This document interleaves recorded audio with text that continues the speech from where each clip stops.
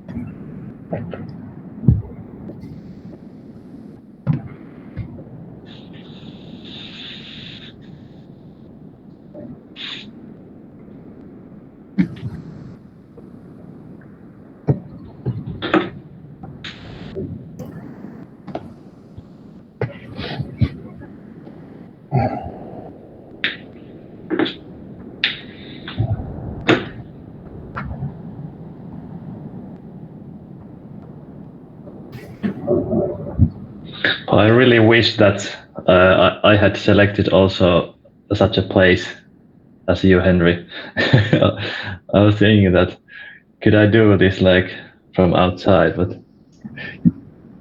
I had no other options. I had two options: outside or inside the car. So I just wanted to come here and outside and test is the wind too bad, but I'm looking at my microphone. You guys don't hear the wind, so totally perfect selection. Here I can enjoy some beverages and chill at sun. So totally good place. Yeah, and sound is excellent. It is. Till it lasts. Hopefully.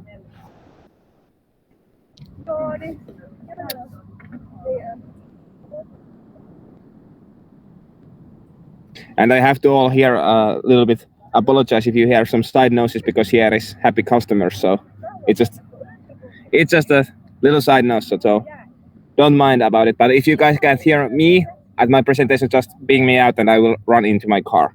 That's not problem. That's not the problem. Happy customers is a good thing. It is from entrepreneur side of view. Yep.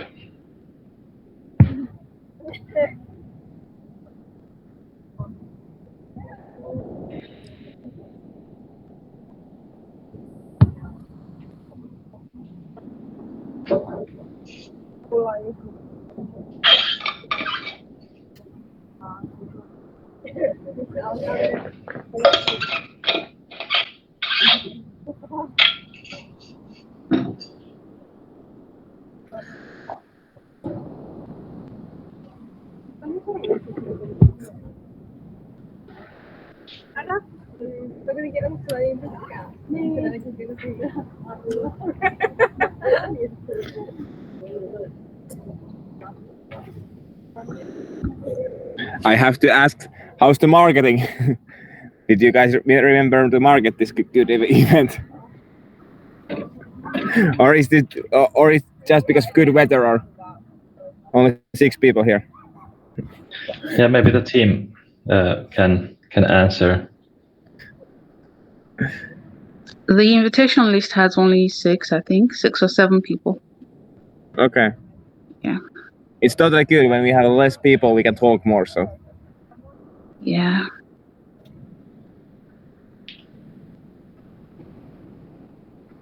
So welcome Rodrigo and Ashish as well. I think pretty soon we can start.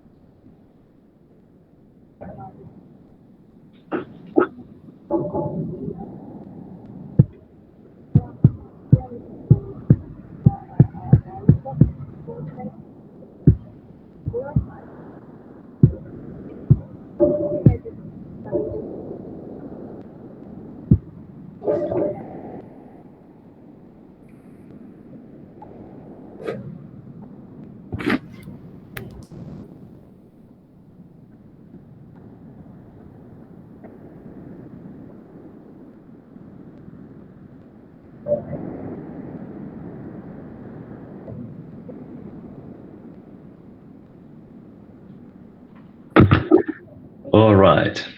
So welcome everybody to the big part. And the big part is our biggest event of springtime in Joes's annual calendar.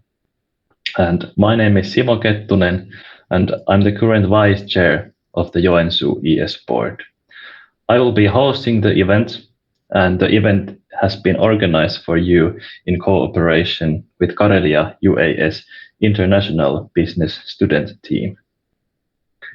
So before going into the topic, I'd like to shortly revise what's the organization behind the event is all about.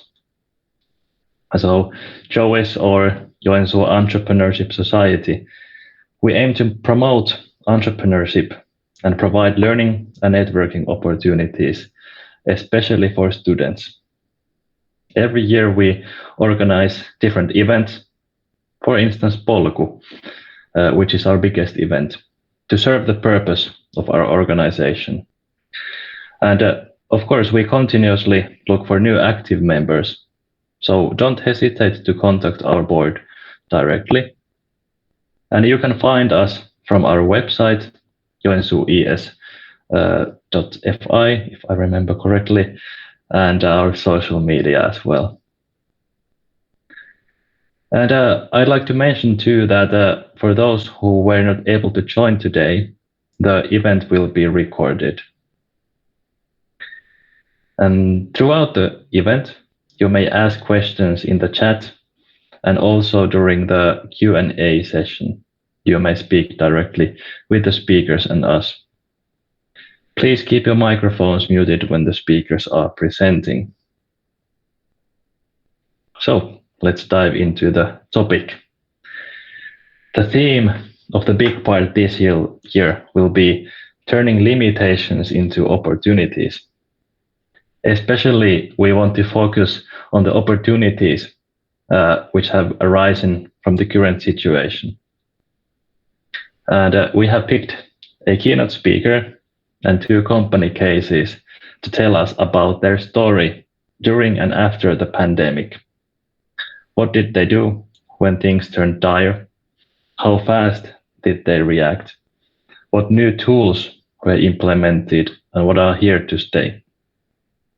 So through the speeches, we want to provide you information on how to stay adapted in a moment of a massive change, and what are the learning outcomes for those who have survived from tough times. After the speeches, as I said, we have a Q&A session, and the event will end, I think, no longer than 9 p.m.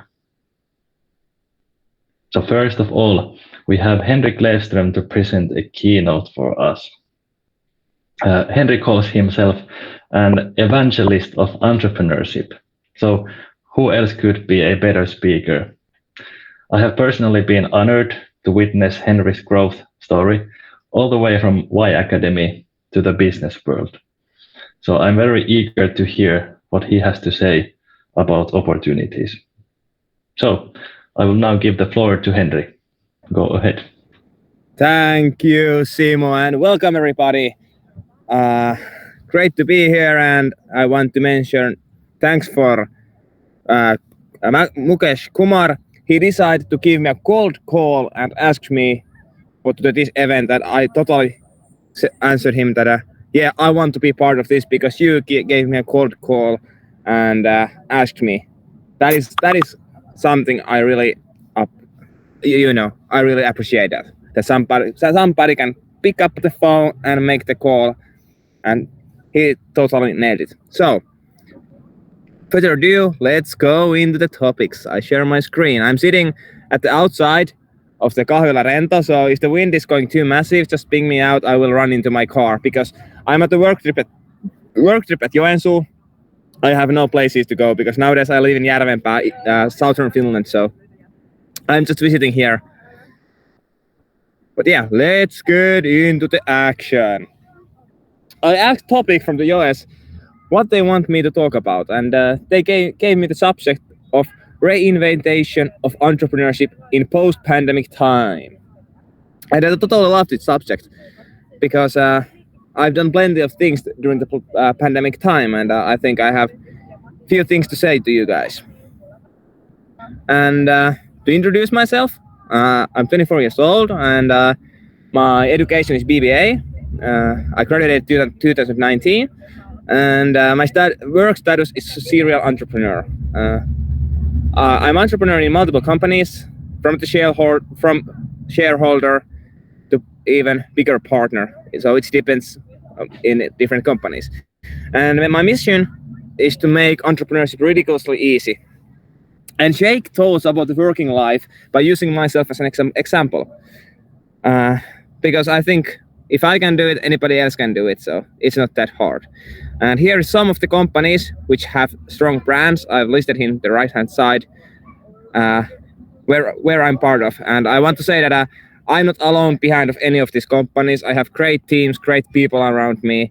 So it's not about me. It's about the great people I have a privilege to work with.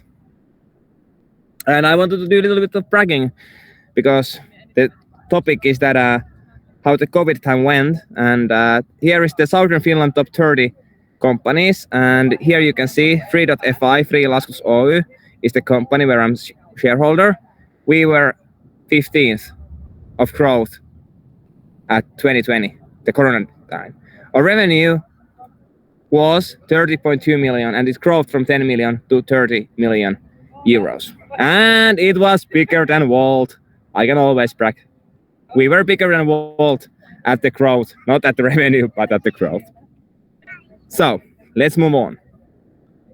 The topic today is the definition of modern day entrepreneurship, because I think there's a very thin line between employmentship and entrepreneurship nowadays. And next is that entrepreneurship is global megatrend. I've seen how the people want to be entrepreneur more and more every time. Every new students who start, most of them want to even think about that they can be entrepreneurs at some point. And of course, I give little insight about the post-pandemic economic situation. What are the new possibilities that I see? And most of you guys are students here, and I want to give you some tips how to utilize your education at modern working life, because you will need it. But let's go into action. So let's go into the definition of modern day entrepreneur. Before, like 30 years ago, we think that an entrepreneur has a factory or a garage where fix cars or market or shop. That entrepreneurship requires a lot of money. That you have to have a lot of money, and you find something where you sell something. And you had plenty of workers doing there, and you paid salary to them and so on. And the entrepreneur was swimming into money. But nowadays, that is not the case, because I remember when I was starting to be entrepreneur at 2018, people assumed that I have a ton of money. I always told them that no, I have a ton of loan. I don't have any money. So it is changed, and entrepreneurship looks very different. If you're an entrepreneur, it doesn't mean that you are rich anymore. It's more popular nowadays. Most of our friends will work as an entrepreneur now or near future. And of course, I don't say that what I saw earlier, that you cannot be all of that. But most of the entrepreneurs isn't that anymore, because the definition of entrepreneur is changing a lot. But in reality, I would like to say entrepreneurs look like this. They're in multiple fields. For example, Free, we have over 100 different freelancers from different field of works. So it is very wide scale. And I want to point out that most of you guys will work at some point, most likely sole entrepreneur, some point of your career, because the working life is changing. So here is how the entrepreneurs nowadays looks. And the reason behind is that because technology have killed most of the repeatable jobs, which I earlier showed you the GIF where two guys were drilling. There is no longer that kind of job. The only job nowadays is that you sell your know-how. What you know, what you can do inside your head, not about your hands, that you can move this bottle 8 hours per day. It's not the case anymore. And that is why the entrepreneurship is growing. It's one of the many reasons. Because people sell their profession and know-how. and it's going further in that direction.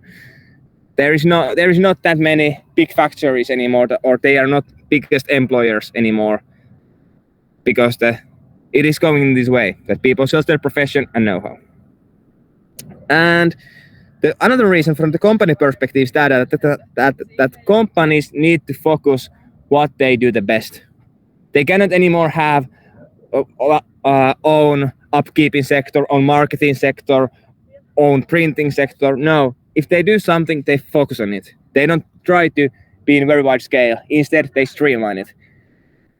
And they know that outsourcing is everything. If we are not marketing agency and we are not focusing on being marketing agency, then we outsource it. Everything your company can do, you will outsource it. And that is the other reason why entrepreneurship is growing. And I want to say that if you want to be a successful entrepreneur nowadays, you also have to learn to outsource.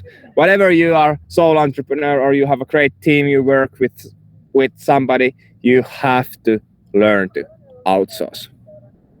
It is the only key. Because focusing your core area is on the only key of success. Because at the global world, you compete against every country. You compete against the globe. And this COVID pushed this change by a lot.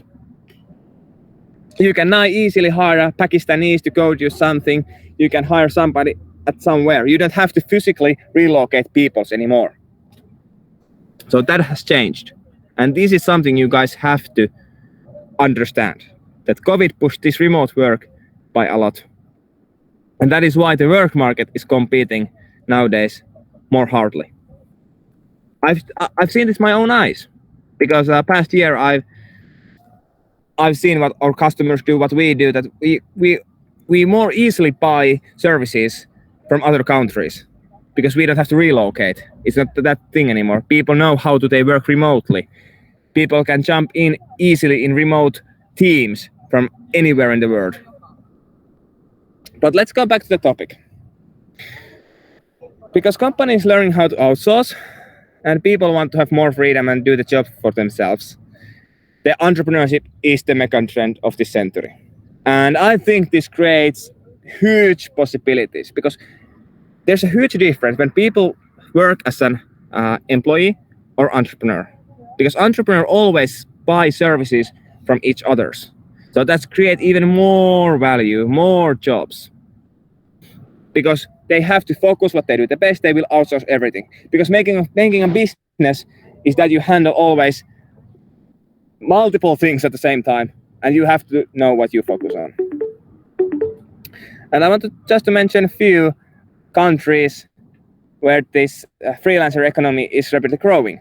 At the 2027, there's been research that 50% of United States workforce, they will work as a sole entrepreneur or so-called freelance status. At 2027, it's very soon. In Finland, there's now over 300,000. Netherlands, 17% of the workforce working as freelance status. There is one possibility. And like I already mentioned, that more entrepreneur, more possibilities to go work and create value. And you have to just find what you do the best, outsource everything, and it is a key thing. And let's go to the post-pandemic time about how this affects in everything, and how the possibilities will come. It is just because the money is flowing the economy from federal banks. We all read the news about it.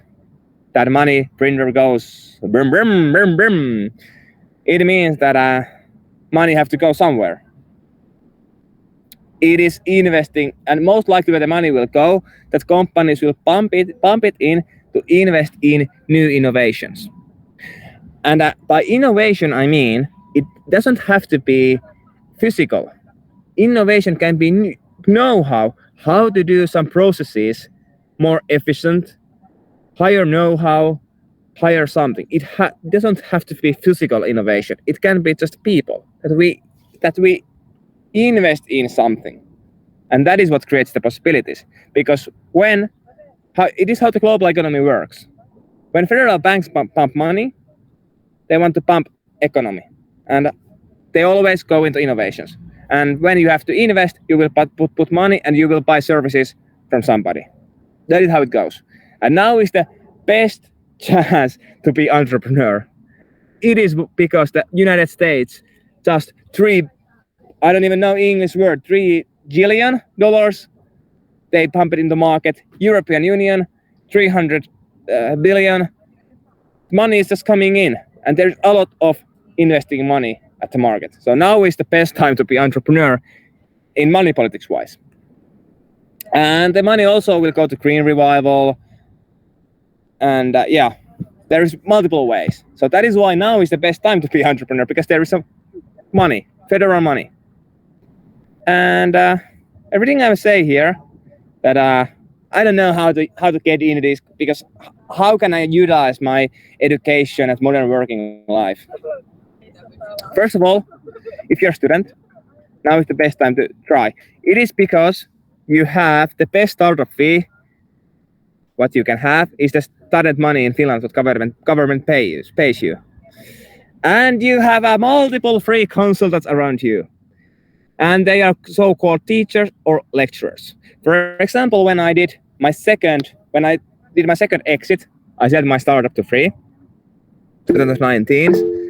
Karelia University lecturers was giving me good tips how to do the negotiation when you're selling company. They give me legal help and what should I take into action when I do this at the contract. So utilize these free consultants, because when you graduate and you need that kind of help, it will cost you 200 euros per hour. So use that, because I used it and I benefit by a lot. So I totally recommend you guys to use it. But the actual skills, what are they? It's not that hard. You have to learn to open your mouth and ask. Like Kumash did, he called me, introduced himself, and asked, do I want to be keynote? I told him, I totally want. And if I can benchmark myself, the biggest thing I've achieved, if we want to call it achieving, is that I go and ask people different things. Your network is your net worth. I can be the example of it if you don't believe. More people you know, more people you will sell, or they will help you, or you will co-work them. They will create business for you. And vice versa. So learn to open your mouth and ask and discuss. Because what I've learned that most of people, they want to discuss, they want to share knowledge, they want to network, and that is why I'm here to talk with you guys, drinking my beverages here at Kahvila Rento. It's the reason. You have to be open, you have to go into situations, and that is how it goes. And you have to learn how to call. This thing, you can see it. Everybody, you have to have this. Use this. Introduce yourself and what you want to talk about. It is your key success. You don't need any good selling tips or anything. You just have to have agenda when you call and why you call, why you want to talk with people.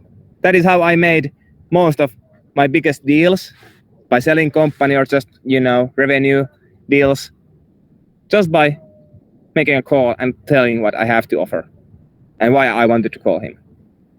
It is still the best way. Of course, you can schedule your call by making a LinkedIn connection and, hello, Henry, I want to call you at this and this matter at this time. Is it okay to you? And I will most likely say, yes, please go ahead. It is still the most important thing. And it's the best thing you can differentiate at the markets, because most of our generation people, they fear this machine. They won't make a call. But if you guys can make a call and discuss with people, it's your great way to be successful, because most of people can do that.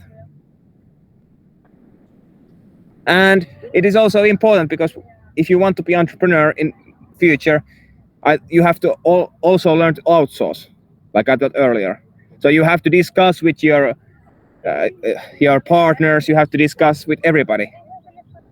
About business is making just network and discussing with people, and the phone is still the best for doing that.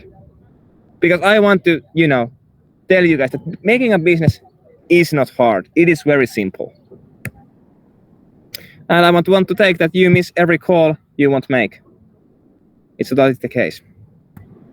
And another is that what I've learned when my business have grown, we have hired a lot of people. I've learned that there at the work market there's a lot of older people, and they don't know how to use computer. So that is why making a call is very important, because most of the old people are at C-level, CEO level, or CFO level. So of course they can use computer, but they are not very, comfort with it. So that is also the logical reason. The thing can change in near future when they retire, but right now I have had a very strange discussion with elder people.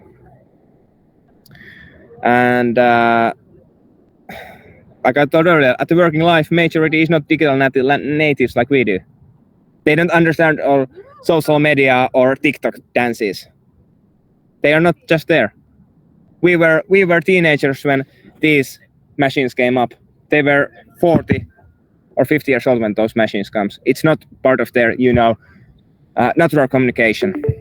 So that is why I want to point out that I don't care how good pitching deck you will make or how good you are contacting at social media. Of course it matters, but still, at the working life, majority is not digital natives. And it's also the possibility, because I always see possibilities everywhere. And nowadays, the digital skills is needed more than ever. So you can offer this kind of people your know-how, how to help. This is how my technology helps you. It's great possibilities. But that is just come from my experience, and I talked with the experience.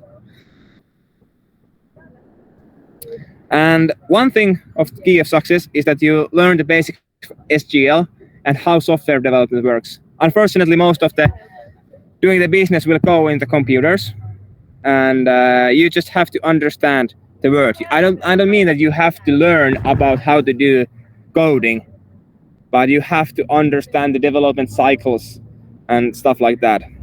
It's the key success. I grinded it out, and it helped me a lot when I did it. I don't code anything, but I understand. And the SGL is not about the coding; it's about finding information from the databases. So I totally recommend do these skills. And you are very limited alone. Every 2 companies what I have failed in my history is just because I couldn't find a great team or good cooperations. I couldn't do it alone. You are always when you are doing business, other people is affecting it. Your cooperations or your team, you always need them. So that is why understand that you are very limited alone. And the last and most important thing here is that keep your eyes open, eyes and ears open, because there's possibilities everywhere.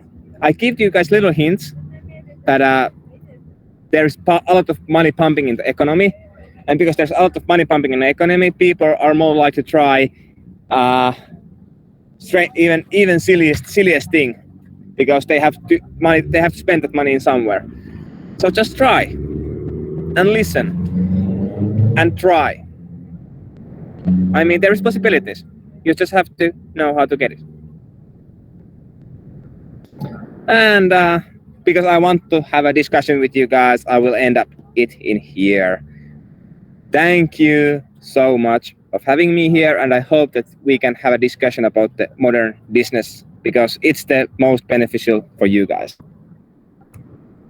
And like I told you guys earlier, just connect me with LinkedIn now if you haven't yet already. I'm there, and there's my contact information. So don't hesitate contacting me or discussing with me or asking me, because I enjoy to talk with people. I enjoy to meet new people. So shoot. Thank you very much. And now it's time for the questions. I will turn off my screen. Thank you very much, Henry. Such a energetic presentation again. And yes, we had a first question in our chat. Tommy has asked, where is the money? Where is the money? It is everywhere. For example, most of the companies getting fund for Business Finland, and they have to spend that money of using innovation. So it's one case, and you have to be offering services for those people. It's one of the many sources. And at the employment field, there is I ever haven't seen this much of open positions. Companies recruiting, they're buying new technologies at the high pace. So there is a lot of the money at the economy. So yeah.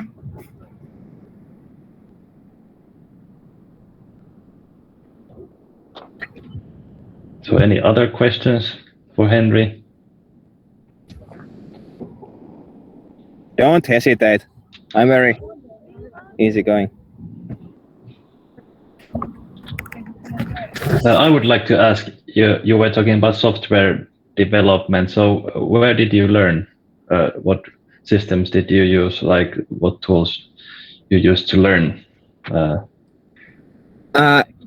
I used Code Academy, and I just did the basic skills. Like I told earlier, that you don't have to have a deep knowledge, but you have to understand how it works, the word in there. So I don't push you guys everything business to the world still need business student and will need business people always, but you have to understand something to utilize it and make a business of it. And Code Academy was a good way for me. And I also had a very good friend of mine, and I did one little IT project with him. It was good way to learn the word. Like I thought I cannot code anything. So don't make a stress about it that you have to learn coding. No, you have to understand it, because everything you will do in the future is somehow related into that word. All right.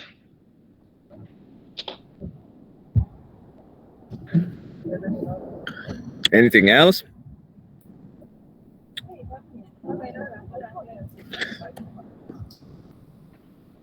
Come on, I hope to have good discussion. Don't let me down, guys.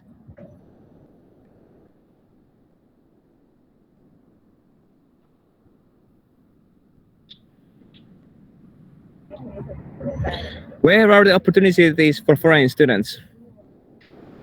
It depends what you want. There's opportunities everywhere. Do you want to employ yourself, or do you want to get hired?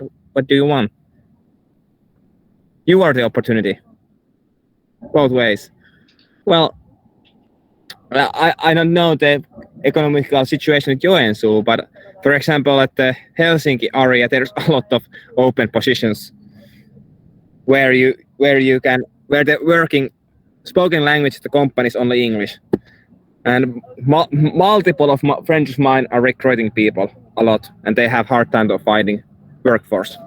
So that is, for example, good how to find a job. But if you want to, be entrepreneur, you have to find the problem and try to solve good solution for it, for example. But yeah. Opportunities won't come to you. You have to find them.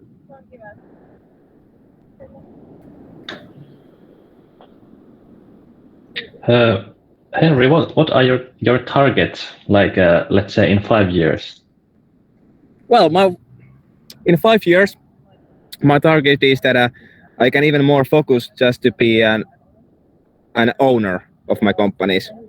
That I don't have to, to do the operational stuff. that I can focus on just managing and growing at the backside.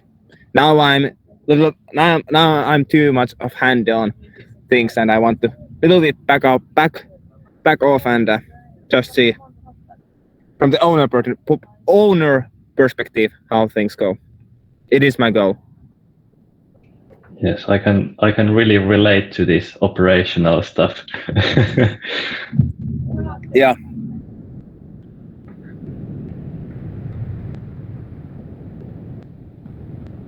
But I don't wait to miracles to happen. I understand that I have to put companies where I'm now working at a certain point that I can do that. It won't come itself. So it is just effort to what I have to put in. Correct.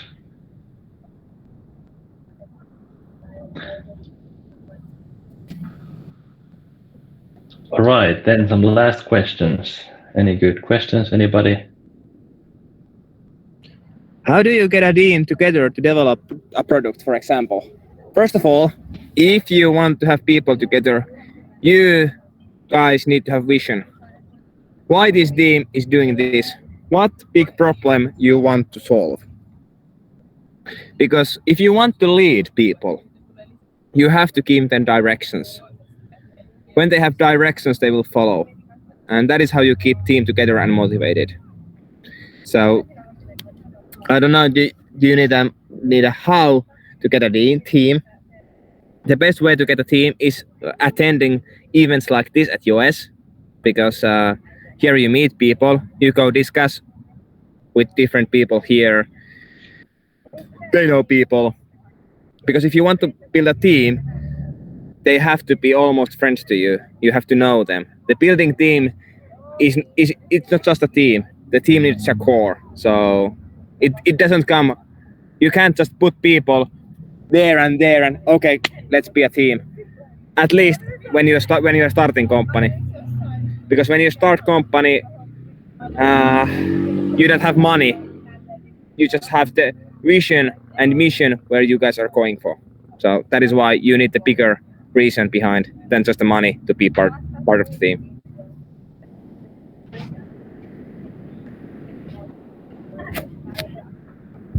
And how I build my teams is that I've been always active in every event. So I totally recommend that when this COVID, it will go after this fall, and just be active at every event. Go to talk with people, introduce yourself. Hello, I'm Henry. I'm doing this and this. Nice to meet you. What do you do? Always ask question. What do you do? And it will open you possibilities. And if you do so and you don't get any possibilities to build a team, to find a job, just give me a call and tell me that I was wrong. I totally want to hear that I was wrong. If you had one piece of advice to someone just starting out, what would it be? Believe yourself. Follow your dreams. It is hard time will come. Making a business is more about the hard times than having a good times. So believe your dreams and do the job. If you're just laying at the couch and hoping that something will happen, I don't believe it. But follow the dream and do the necessary thing to achieve those things. It's just about the hard work. I don't mean it doesn't have to be hard work, but there have to be work and following your dreams.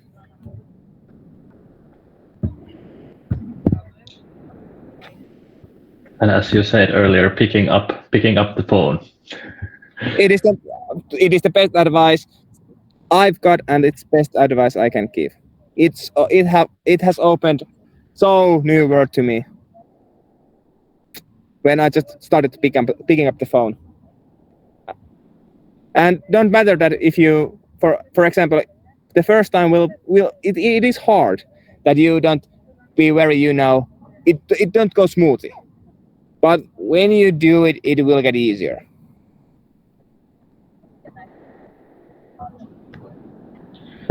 All right, so let's give a big virtual applause to Henry. Thank you very much for being here with us. Thank you, and have a very entrepreneurial summer to you guys, and visit here at the beautiful.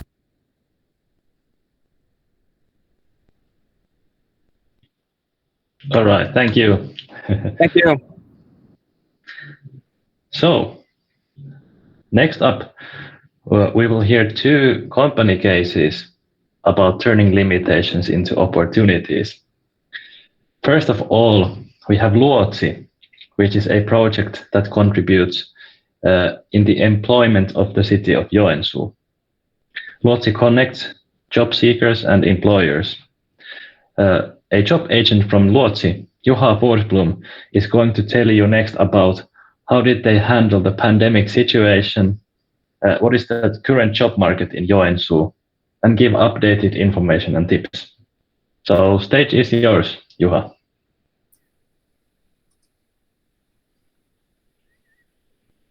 Hi, and nice to meet you all here in this event.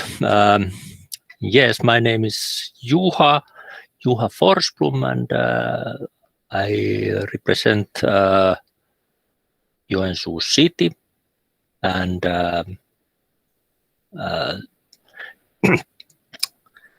coming from Luotsi, I am a business agent at Luotsi and also work agent or work coach at the same time. If you wait just a minute, I put my presentation open. Wait just a minute.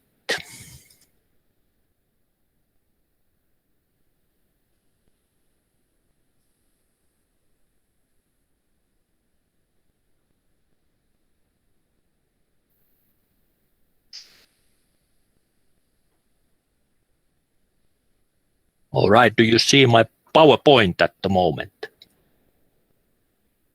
Yes, we can see that. Yes. So really from Luotsi, from Joensuu City, and I have kind of two kind of areas there, half and half, doing this business coach job, meaning that I am contacting companies, and main idea for me to and us business coaches at Luotsi is to ask for jobs, open opportunities for our clients, and we talk about these hidden jobs which are not open in the market.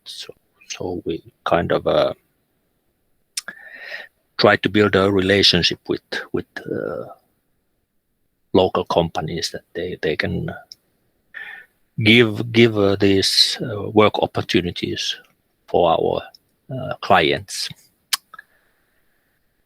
And yeah, the other part of my job is to assisting Joensuu residents which are mainly looking for jobs or somehow building up their career.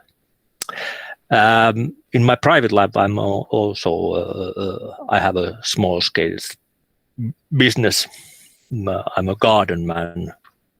I have a garden and a nursery, and also I do some educational jobs, and I have written a lot of different kind of guiding books and so on, and radio programs and so on, all related to garden hobbies for mainly for keen gardeners. But yeah, that's kind of a other story. But please let me tell you a little bit about what is Luotsi all about. We help people to find jobs or build their careers in some terms, like studies or whatever their path is. And if you would come to our client, you would get your own coach here, work coach in Luotsi. And one opportunity, of course, is to start your own business or company or whatever where you want to do it, and you can get your start also from us here in Luotsi. I'll tell you a little bit further about it. I am asking your interest if you would come to a client to Luotsi, but there are some limitations which might concern you to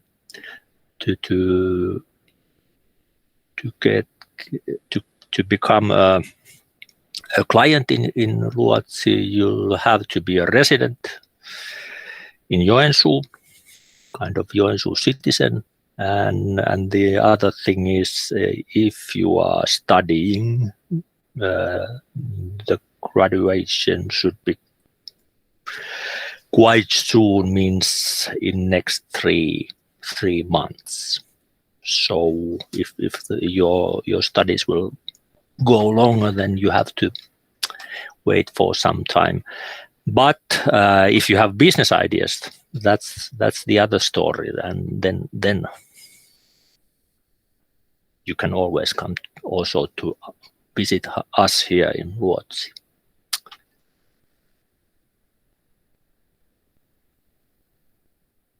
I slowly show you this, that you know about the times when we are open. We are open for everyone from Monday to Friday at 10 a.m. till 4 p.m. and we are in the middle of Joensuu. It has now a fancy name, Plaza Centrum. There is S-Market in the same building, for instance, and it is at Kauppakatu 29, Kauppakatu 29, Joensuu. Easy to come, and don't hesitate to come, even if you are even if it's just a small matter. But yeah, about business ideas, Luotsi can help you taking your first steps also. You might know about this system, how it works here in Joensuu city. We have Business Joensuu, which is, how would I say it? It is the university level for companies and those who are starting their businesses. But maybe Luotsi is the high school. Then you can come and tell your ideas with us and discuss with us, and we'll see what would be the next steps. The best timing for these discussions are at every Friday. Every Friday at 12 o'clock we have this yrittäjyyden olohuone. What is it? A lounge room for businesses. And there are a couple of us business coaches from Luotsi there, and also somebody from Business Joensuu. And we are ready to discuss whatever ideas you might have as a business. There cannot be too small or too big. Everything goes, and we talk with you and hopefully open the horizons and maybe give some realism also. But the main idea, of course, is with these discussions is to think of the next step. What would it be? And many times it is really to become a client to Business Joensuu and maybe for their startup classes or other services. But yeah, this is for everybody. There are no limitations, and we can discuss also in English or Finnish if needed. We should know earlier in advantage if it's needed like in Russia, but English goes well.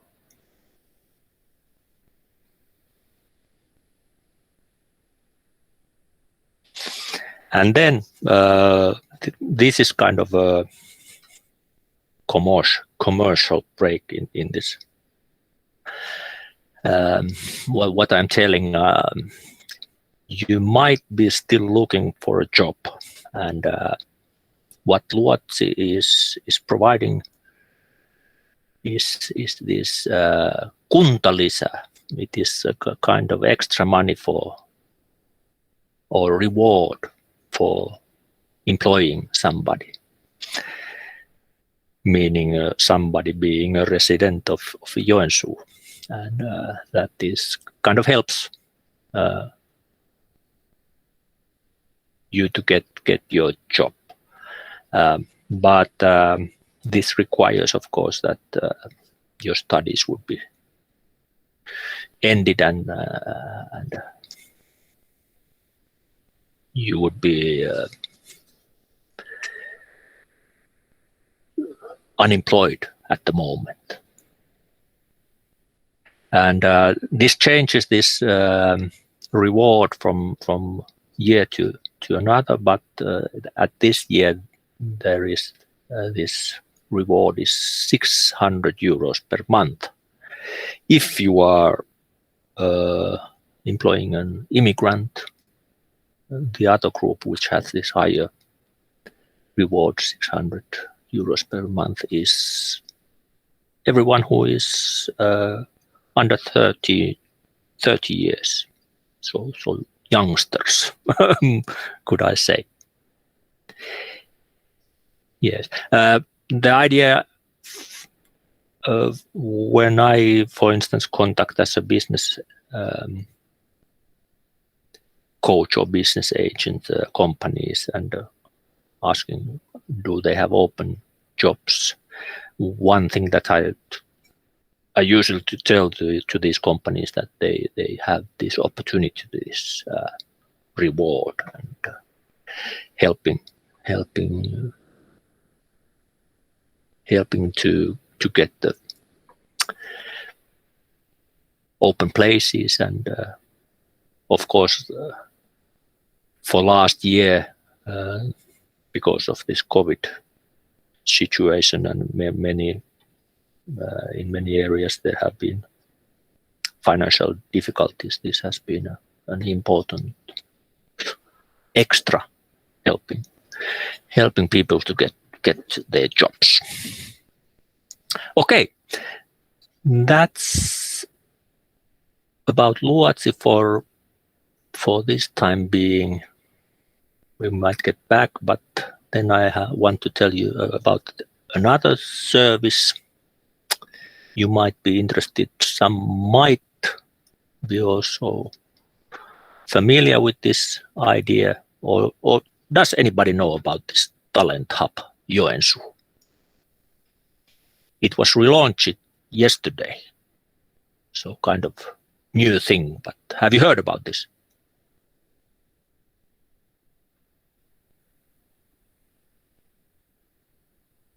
All right.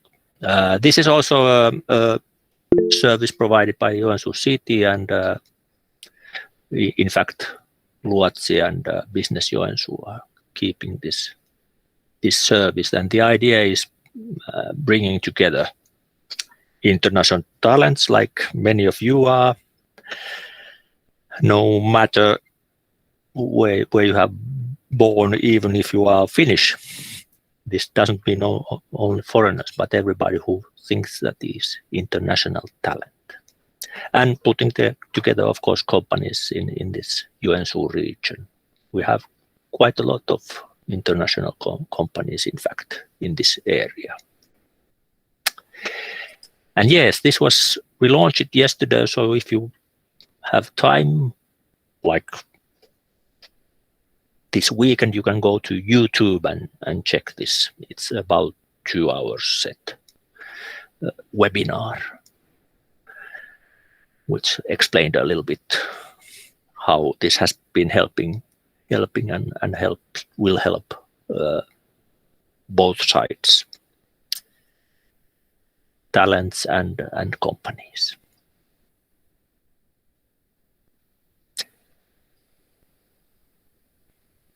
And this is not only Joensuu. Maybe the idea is for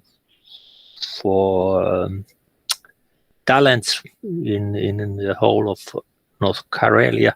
Companies can be of course all around Finland and all around world, in fact, and many of the companies that have been interested in this talent hub Joensuu are in a way international, that they have activities all around the world. Yes. Who is and are you an international talent? Probably you are, because you are connected to this event. But yeah, if you have language skills, if you have international work experience, or if you have knowledge of international markets, then you are most likely suitable. And it's up to you to think: are you suitable, or are you an international talent? And I think that probably you are.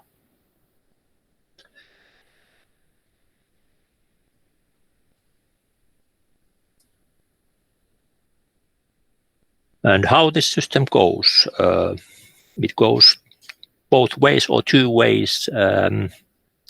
Talents like you would create your profile to this Talent Hub Joensuu website or service, and there you have opportunity to market yourself to potential employers. It was relaunched yesterday, but there is already, I think, something like 20 of these talents, so you can go and check this out, what kind of profiles there are already there, and hope you make your own and even better than what there are at the moment. But yeah, why to do is you can find a job, or look for a job, or some kind of internship, or whatever way you want to get your foot into an international company, or company that needs international services. Yeah, and of course you can find information about integration and education and other services that Joensuu provides.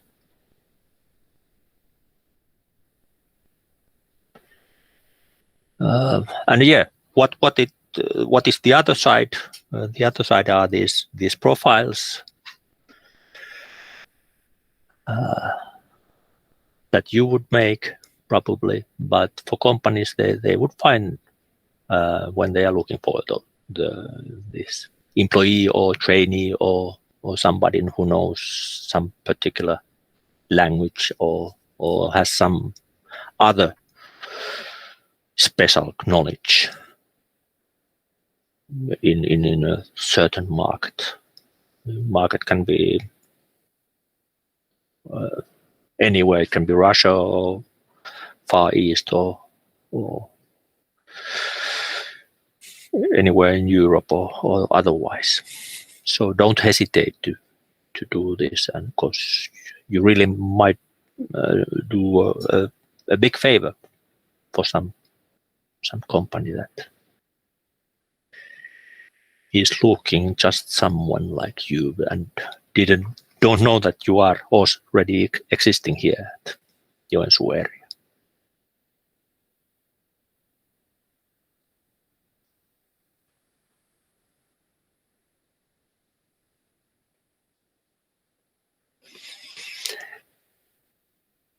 Yes. Here's the address website for Talent Hub Joensuu. Don't hesitate to make your profile. It is safe in a way that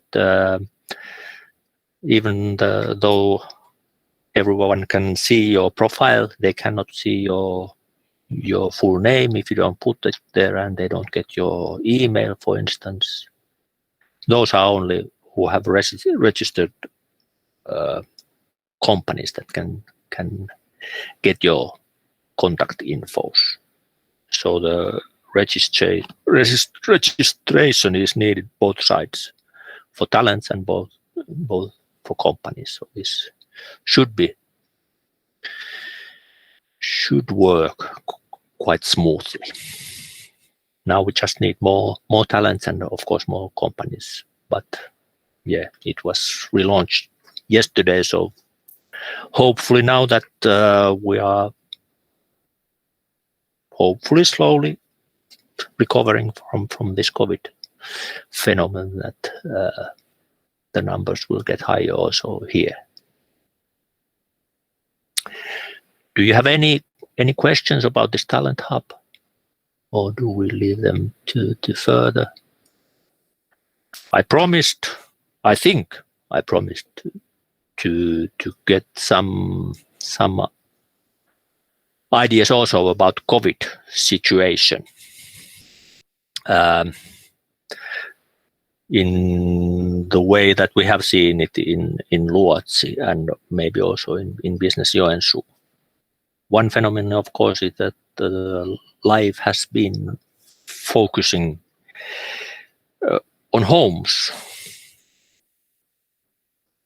in many ways. The summer seems to be changing this, but last winter time and also spring was really, we were home people all around Finland. And well, these are of course familiar with you, these effects, how it has been changed, how we dine and how we get our food. There has been a rapid growth with this home delivery things. There are Volts and Foodoras and other services also launching and has been stepped also here in Joensuu. We have one kind of case which was close to this. There is a restaurant, Ravintola Express in Noljakka. It is kept by a nice young fellow from Turkey. And of course, like it hit it last a year ago to this restaurant sector. When your business is to deliver food, how can you deliver if you cannot keep your restaurant open? And we helped there this restaurant and a couple of others to get solutions and get the right staff so you can change your delivering systems. So to find work staff that can do home deliveries and also to work at restaurants. So yeah, basically it's about being flexible, having that kind of mindsetting and to find the right persons when you have to change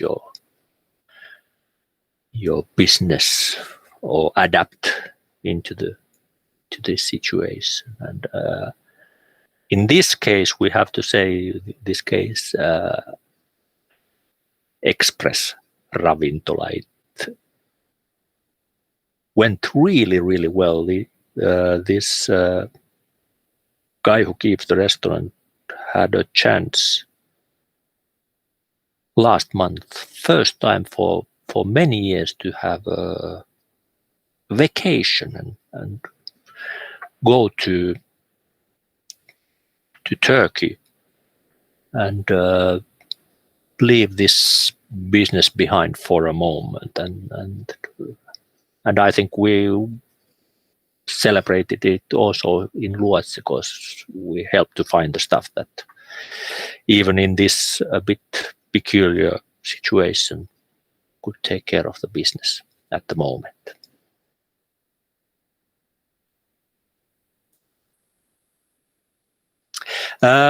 One phenomenon which is also coming more rapidly because of this COVID situation. Well, e-commerce, of course, has been growing because people were afraid to go to shops and markets. Still, maybe people seem to be eager to go to restaurants. All this is what I have heard, but maybe still a bit afraid to go to actual shops. So, of course, that meant that e-commerce growed rapidly, but in some areas also the normal grocery growth. Yes. For instance, Kesko, K markets, or maybe more like in hardware areas, the growth has been really strong. But it is because people are at homes and they are repairing their homes and putting their gardens, and so that is what has affected kind of normal grocery or some areas of it. Well, one thing that seems to be coming to Finland is these dark stores, and it has been said that it will come exactly this year, and some said that it would come this spring, but I don't know. I haven't seen that in that way a huge growth yet, but this is of course an interesting phenomenon, these dark stores. Finland has been kind of conservative in grocery trade. Most of the stores are Finnish. We have little as competitive for these Finnish markets, but why we are conservative is of course that we don't have so many people, and we don't have so big cities.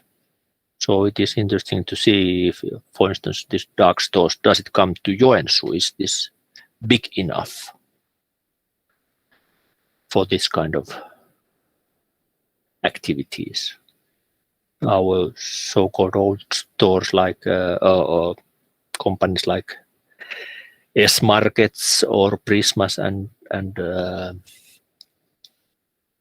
K-Markets, they have their own grocery services that you can order by net, whatever you want to buy, and they will collect it and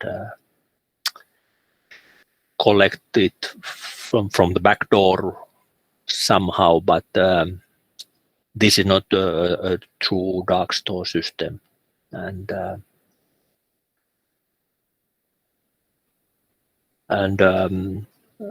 I think, well, how it is conservative, still it is quite slow. And if someone would want to conquer this business in Finland, most likely the question is about being more rapid. It has been said that somewhere like in St. Petersburg, when you make your order, you get it in an hour or in 15 minutes, and this is still quite far from what we have here in Finland and in Joensuu. But let's see if we are enough big and interesting marketplace for this kind of business or service.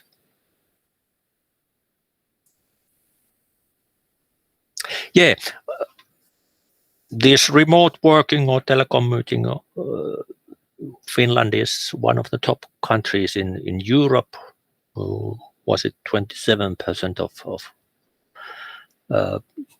people who are at work are doing this more or less, or have been doing it in last year, and we have had been I think quite good networks, but this is of course a challenge, especially at remote areas like countryside in North Karelia, and it goes hand in hand with this phenomenon that people, especially at last year, they are spending their time more not only at homes but at their summer cottages or summer houses, and they want to, or we want to, work from there, watching the lake and swans, and this is a great opportunity, and will be quite large discussion on that. Now what we have this local election next month, or is it in the next 3 weeks, that how we will make this remote work system more available also at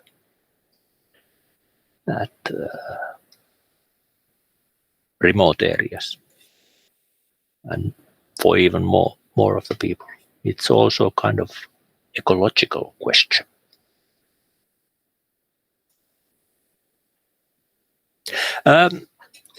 One thing which has not been, haven't been not so much in discussion in these words, maybe, is this continuity management.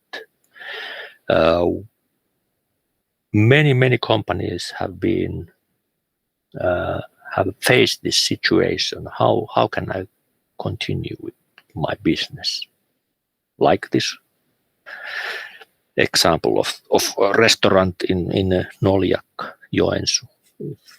If we cannot get our clients inside restaurants. But yeah, it a lot of companies have faced this in different areas, and of course, it's, if we want to find something positive of this COVID situation, that this opens companies, old companies, and of course those who are just making their business plans, to remember this, that this butterfly effect can come. Something really unexpected could come and change the situation. And how can you adapt into that? This community management is, in fact, it is part of security planning or security measurements. Often same people who manage or make plans of other areas of business, making other plans of security.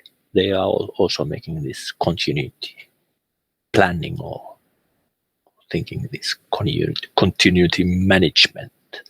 Of course, often we think that thinking of security of businesses, that don't let anybody steal our property, or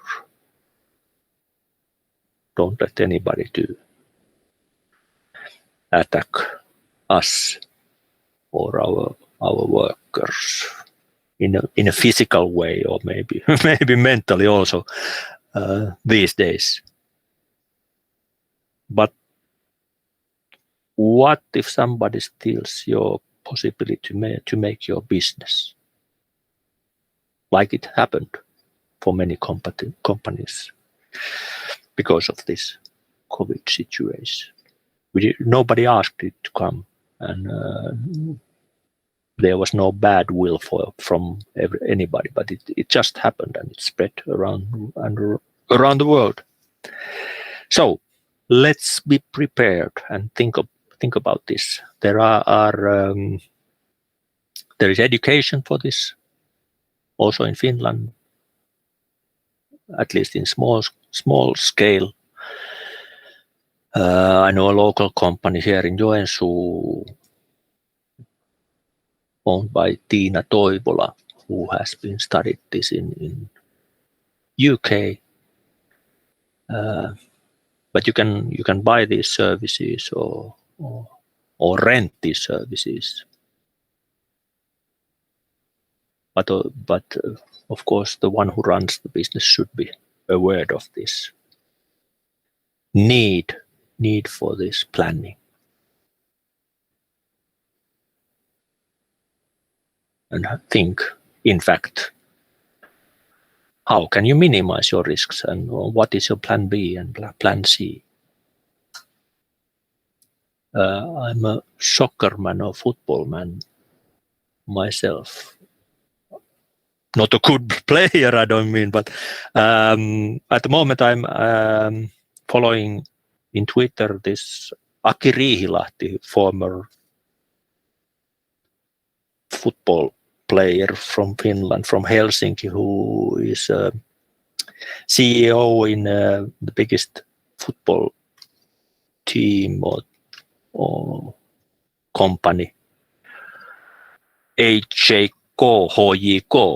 and the situation in his business is that they should get people to watch football matches. Usually there is not so much in Finland, something like 2,000, or if it's a local match in Helsinki, then maybe 5,000 or 10,000. But at the moment, how he is doing his business, he can get 6 persons to watch a match, football match. 6 persons.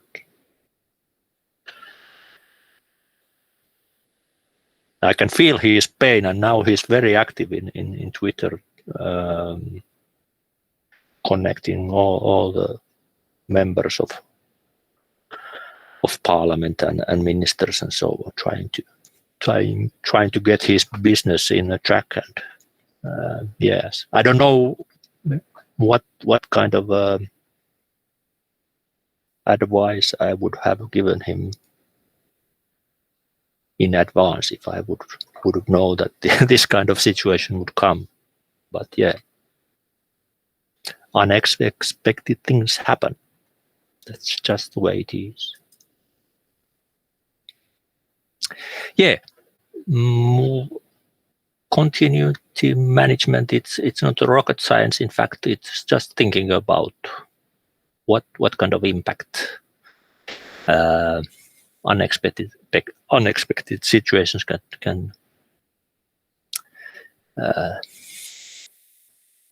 provide, and you have to analyze and think about risks.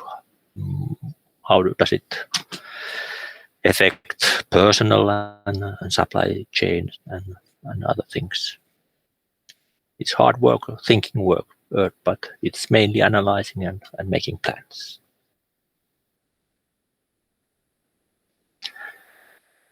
I truly must say I didn't watch when I started to talk with you, but next slide says welcome to Luotsi,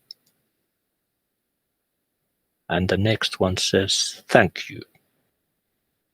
Am I at the right time, or did I took too much time, or what is the situation? Thank you very much, Juha. Just we are in a good situation actually, because I think are we even ahead of the schedule? So good situation. I did start a bit earlier than what was in timetable, but yes. Okay, please, if you have any questions from whatever matters, also gardening, I can tell something about that. You said about the yrittäjyyden olohuone. So can you tell about the next program? You probably have or do you have a next event coming up, and what kind of program? Yes, we have. In fact, we have a next one. Well, tomorrow is Friday, of course, and every Friday is yrittäjyyden olohuone. But once a month we have a kind of special occasion. We have a program, and the next one is tomorrow's. Is about go global or go home, so getting international. The idea was because we have this launch of Talent Hub Joensuu yesterday, so we continue with this same theme, and of course same theme that we have today in this event. So at 12 o'clock it starts, like it always starts. Unfortunately, it is only at web. Also, this time I hope that we would get back on track and to meet people, hopefully at autumn time. But this time it's only at the web. There's also always when we have this.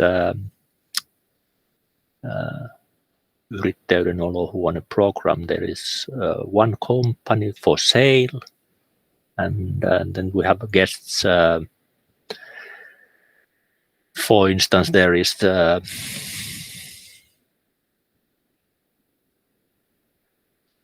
this Vaki Games, which is play company, which and the CEO of this company comes to tell about their business. And then there's info about Go Global and other benefits that the companies can get to get international.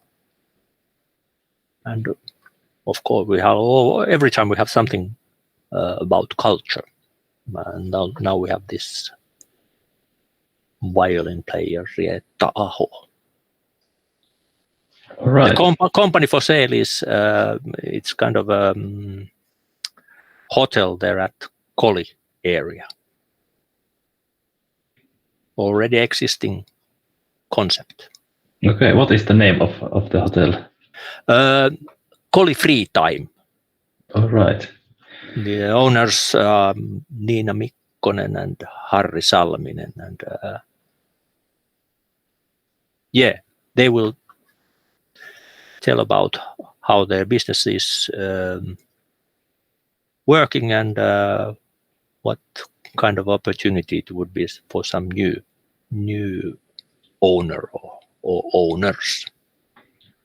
Yes. So if 12, anybody, yeah. Sorry. If anybody is willing to buy a hotel, so a great place to be tomorrow at 12 o'clock. Yeah, it's not just any hotel, it's hotel at Koli. The best scenes in Finland. That's right. Actually, it's good in a way that it's online because, like myself, I'm working, but I could still join somehow from my office as well. So it's not restricted to one place. Yeah, in a way, and of course you can see this tomorrow's events and all the earlier events from YouTube. So you can watch them later if you can't have time or chance tomorrow. Right. I don't remember exactly when, but we have earlier, maybe 6 months ago, we had also this international team. But go to YouTube, you are clever girls and guys, you will find it, most likely. speaking of international things, so about Talent Hub, I'm eager to hear if you have already planned some events for the fall, or is it still under development? Well, I must say it is under development. Can't say exactly, but go visiting these websites, I think still before summer. So I would say in a month we will tell more about the autumn's events and programs. Yes. But sorry, I can't help you now. No problem. But there is, like, we have this yrittäjän päivä in September, in beginning of September, for instance. So I think there would be good opportunity to host some events. Like, let's hope that we can have a live networking and meet up with students and businesses. So even like we could cooperate with like luotsijoensuu, Talent Hub, and maybe yours as well. Yeah. Yeah, we are quite open to those ideas, and probably with these people, with you, the Talent Hub would be something that we should go even further in another meeting. Yes. We have high hopes for it, and but I don't know if it is so easy to recognize how many international companies we have. You might recognize something like Abloy or maybe John Deere, but we have a lot of companies doing this. There is in these pharmaceutical areas, for instance, and we have ECT companies, a lot of them here in Joensuu. Yes. And many of them that are not familiar for most of us. Yes, and we really want to connect the international talents with the companies, because we don't want that the talents go away after their studies, for instance. Yeah, and we have had a really good messages from companies about this Talent Hub Joensuu system, because I think now is really the momentum when we are stepping out from COVID and we have this, I don't know what is the exact English word, this kohtaanto-ongelma in Finnish, but we don't find this. We have job opportunities, and it is for many businesses it is hard to find the correct persons. And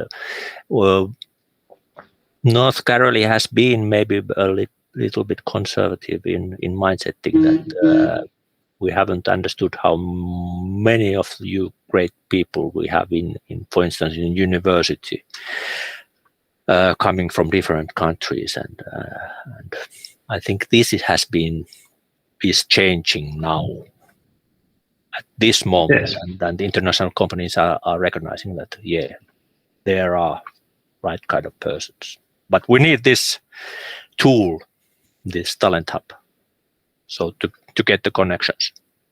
So use it, please. Yes, and I think we will be in touch about the cooperation, and I will notify our board about this. So. Okay, Yes. definitely. Thank you for listening. And thank you very much. And come to meet us in Luotsi to this yrittäjyyden olohuoneet Fridays, or whatever reason you have. You're always welcome. All right. Thank you very much, Juha. And now I think we could have maybe a 10 minutes break before our last speaker, Helena from Lietsu. So 10-minute break. And I think I will be here for for that if you want to have a chat with me. Let's have a break. So we return at 7:42.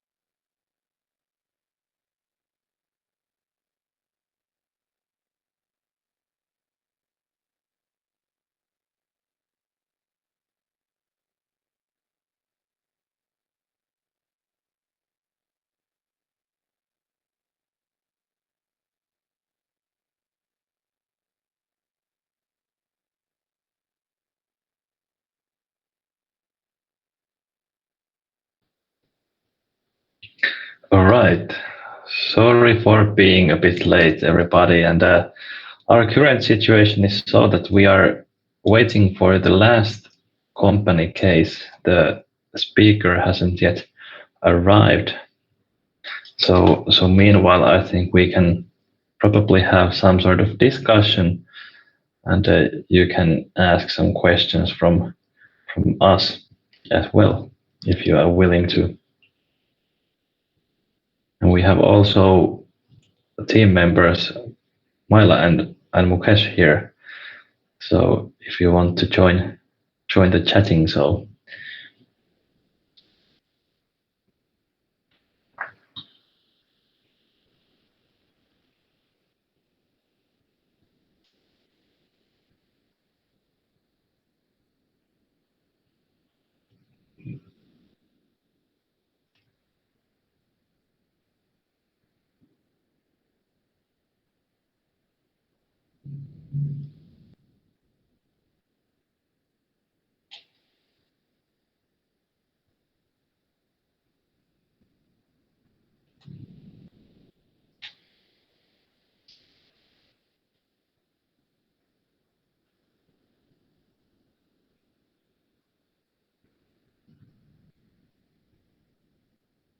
it is quite rare that in these kind of meetings, a distant meeting, so it's quite rare that people open their cameras and microphones. But I think now we can do that if you want to.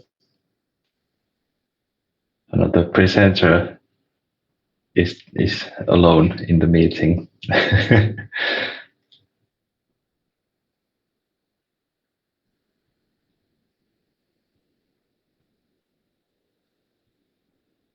Unfortunately, we still need to wait for the last speaker. Maila and Mukesh, would you like to update us about the timing? That what is the expected time that she would be coming?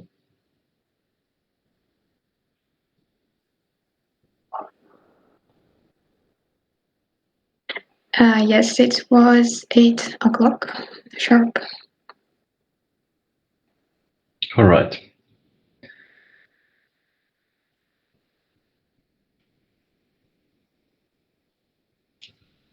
So about 10 minutes then. So let's wait for her. I will hang around here and then soon we continue.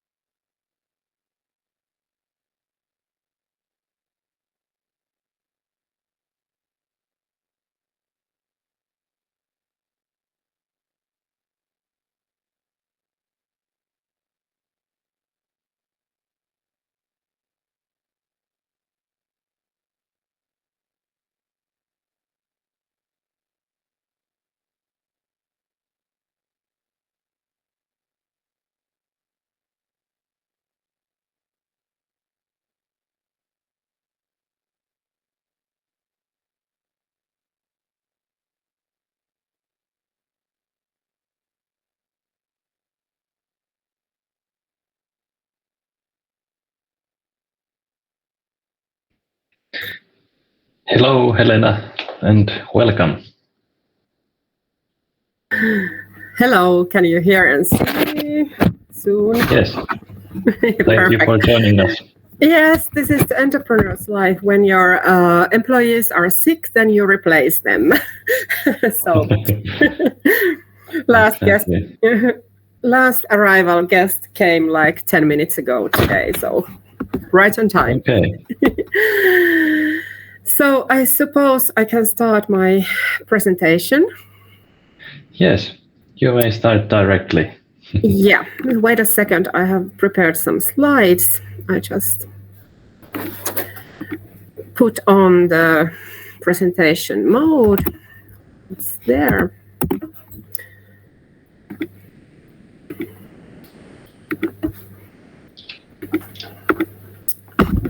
Perfect. I think you can see my first slide. Yes. Yeah, great. Feel free to ask at any point if you prefer. I can't see your raising hands because I'm on the other window, but I try to notice if you ask something. So hi, my name is Helena Puhakka-Taroinen. I'm the CEO and entrepreneur of the Lietsu Boutique Apart Hotel. Together with my colleague Maria Saastamoinen. If you don't mind, I will first show a few slides about our hotel that you know what it's all about, and then concentrate on the COVID recovery. No, I still need to get somehow to the next slide. This doesn't want to go on. Well, maybe one more technical issue. I will open the PDF and share it. I think it's easier. Somehow the slide didn't change at all.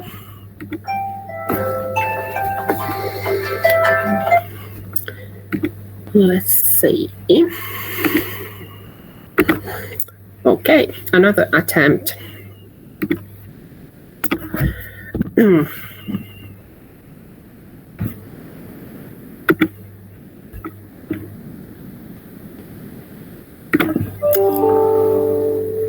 Okay, now it's the full screen.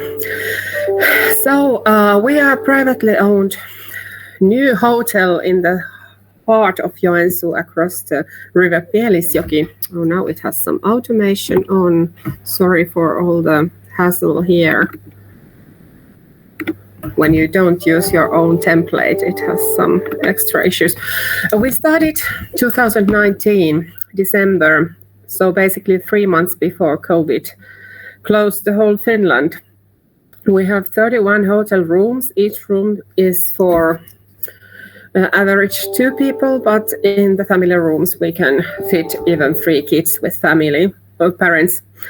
This is the old post office building, built in 1955, and it was totally renovated 2 years ago, and we occupy the upper floor. So we have full two floors in our use, and totally 31 rooms and 61 beds.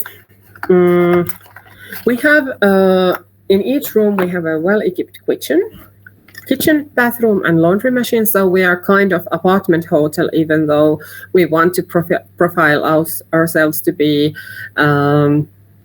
really good quality hotel with service, but full equipment allows also like self accommodation with no human contacts, which has been a benefit during the COVID. We have Wi-Fi, heating and cooling, and of course, as in hotel, towels and bed linens and cleaning are included. Originally, we had a breakfast buffet served every morning, but due to COVID, we at the moment offer a Karelian breakfast tray to the rooms already in the evening because they have the kitchen, so that's not a problem at all.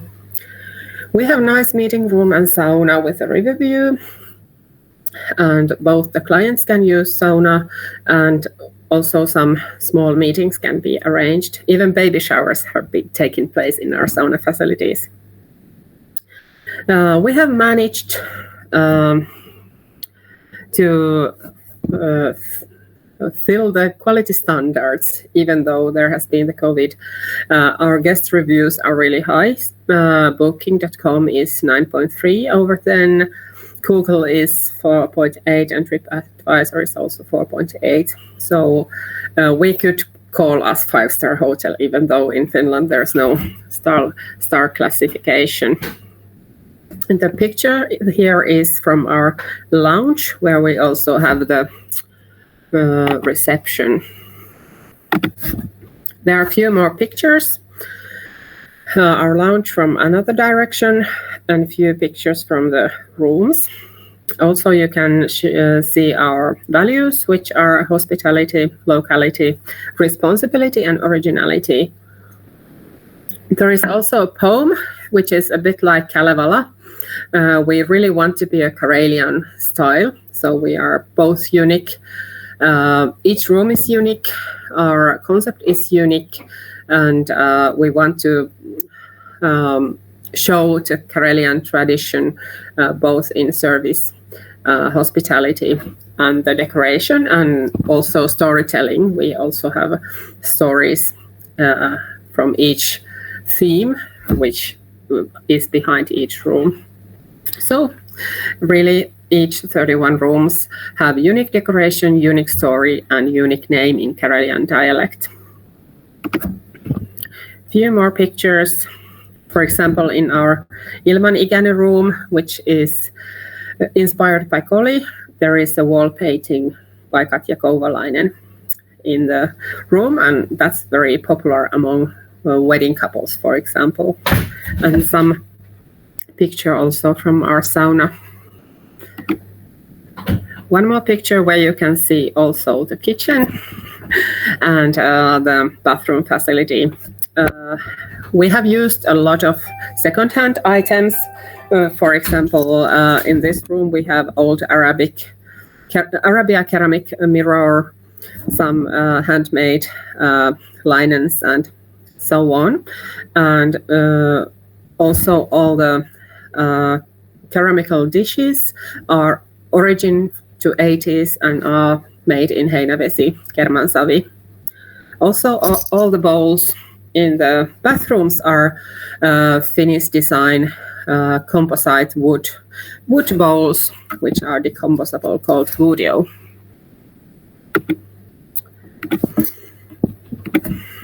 I was mentioning the sustainability already. So we operate as sustainable. Our operations and decorations and renovations have been considered to be sustainable. And we have also made environmental management systems. So we have both the EcoCompass certificate already, and we follow the Sustainable Travel Finland path. So we are certified following the Sustainable Development Goals. And here you can see both my face and contact details, and Maria's face and contact details. So that was the background story about our company. So basically the company name is Lietsu Services Limited, and the operational name is Lietsu Boutique Apart Hotel in English. Okay, then the pandemic. We definitely remember the date. It was 13th of March 2020, Thursday afternoon. It was in fact 2 p.m. when the government had the press conference about closing down the whole country. These were the issues you wanted me to tell you, and I decided to divide our path by now with COVID. I think this is not the end yet, but these basically 14, 15 months, share them in 8 steps. So the shock, it was exactly the 13th of March. It was a bittersweet day. During that week, there was the Biathlon World Cup competition in Kontiolahti, and we had full house.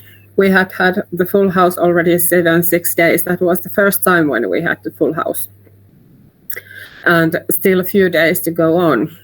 The shock was on Thursday, and the athletes were due to leave on Monday.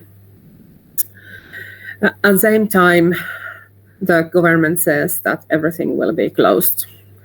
And by the evening next day, we had basically lost 95% of the reservations, which we already had in. We had really nice reservation for the coming months. For example, international conferences, big meetings in Joensuu and so on, and everything was gone within 24 hours. Unbelief was another idea. Even though the COVID had been on news few months already and more day after day, but still, I think that was something nobody could really expect, and that you could really close down everything. That was really unbelievable. Well, we had the news marathon. Each press conference by government, each news agency news wanted to know everything about, and the brains were like overcrowded, and we tried to get all the information, and we're also confused at what to do next. Then next morning, tears. We had. I was working on that Thursday evening. Maria was having a day off, so we agreed to meet each other next morning. We were crying the first hour. Then we were having dozens of phone calls. We called our owners. We have few investors behind us. We called our accountant. We called our board members. We called our bank, Finvera, who had given us loan. So we had a lot of calls. I even called my dad that could he buy my house, that if we bankrupt, that I don't lose my home. So that was like, how do you say, a fear and fight reaction. So the next day we called everywhere. And then in the Friday evening, there was just emptiness, and some rational thinking was saying that we have no urgent need to close down. For example, nothing has changed in our bank account. We could pay the bills few more weeks and so on. But it was somehow, when you don't know the future, you really don't know even the next hour. So that was really, shock. And of course, the first thought was, okay, this will last forever and we need to close down. We just had the opening before, and then just everything is gone. So that was the first, let's say, 24 hours, 36 hours. Next step is, I could call it prostration. When we had all our tears behind, then we started to act. We, of course, first invited our employees that, okay, we need to lay off them as soon as possible. That day there was already the regulation. I think that you need to only give the 5 days notice instead of 14 days. We changed our website. When the shock was on Thursday, we had on Sunday evening the new front page with COVID opening and no breakfast and other rules. So I think we were really quick. We had set up an online shop because our board member was saying that, well, try to sell gift cards to get some money in when there's no clients. We contacted our bank, and we had some bills which has came from, of course, we have some leasing facilities and, big bills all the time running. So we started to contact them to get some time to pay them after summer or so on.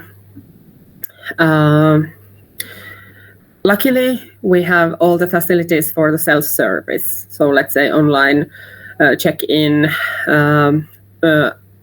door locks with PIN code. So no need, basically, somebody to be here if no cleaning. We canceled the breakfast and so on, and tried to make some marketing when we realized that, okay, there's no tourists, there's no business travelers in normal sectors. So who would have a need to travel to Joensuu? So we started to market to healthcare sector. We knew that, for example, doctors still need to move. We started to market for quarantine purposes. We had few clients who stayed here the 14 days quarantine. We, for example, launched the shopping service that the person really could stay 14 days in her room, that we went for shopping and gave the food to them. We contacted some, let's say army, that if there are somebody in the security sector, for example, who needs to stay in Joensuu, and so on and so on. So we started to try to find the ones who need to travel. Well, those were not many, but a few.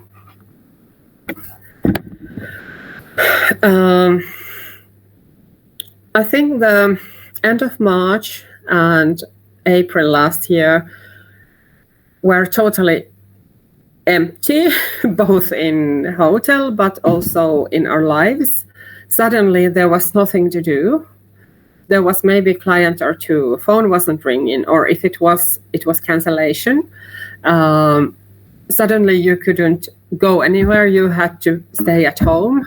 So the only way to spend your time was do something, funny things, go outdoors, play games with your family, watch TV, go to walk.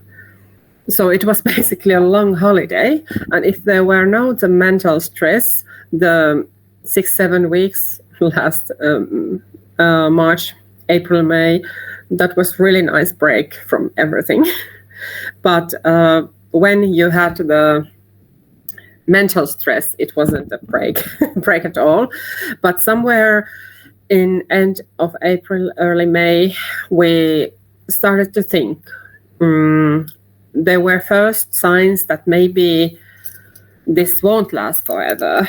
It was said already that maybe the restaurants could be opened in June and so on. The schools were opened back in mid-May and so on. So we had to make the decision.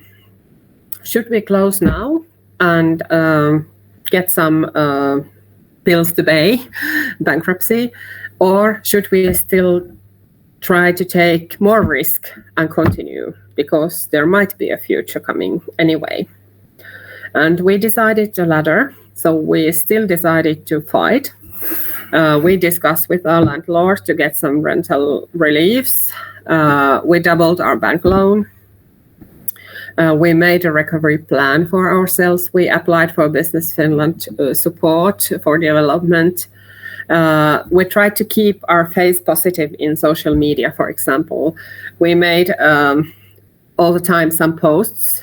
We tried to be not negative, but keep ourselves in people's mind, even though we didn't want to go strict marketing. So not such posts that please buy your summer holiday from us, but something like that when you cannot travel, maybe you could imagine the North Karelia and telling some stories and so on, showing nice pictures of the nature and so on. Just keep us in the people's mind.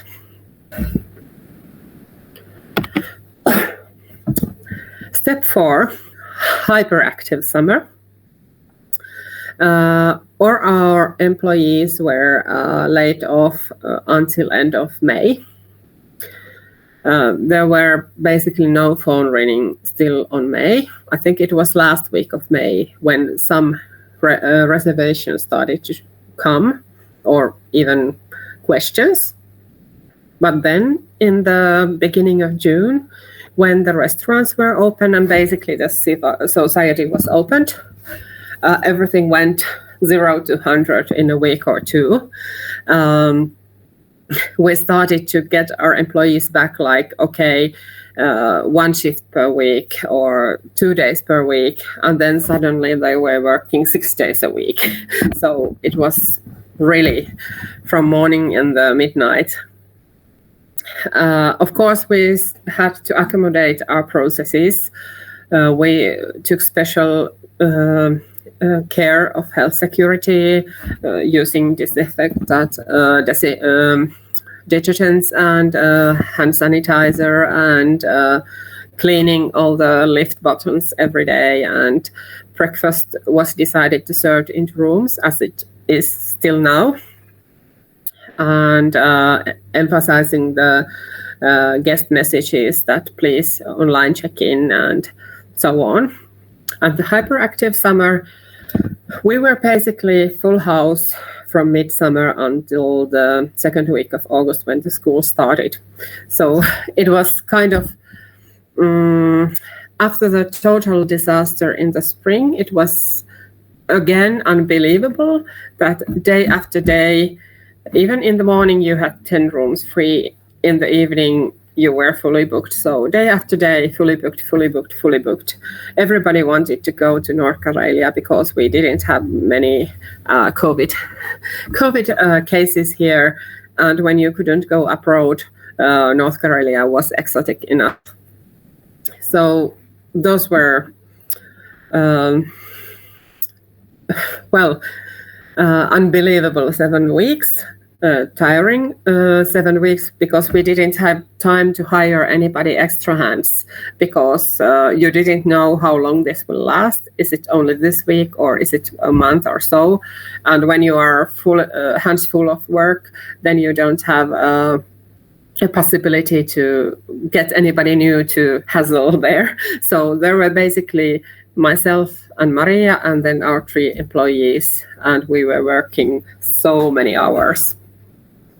I think I was the typical quest in the McDonald's drive-in in midnight every day, because you didn't have time to eat during the day and so on.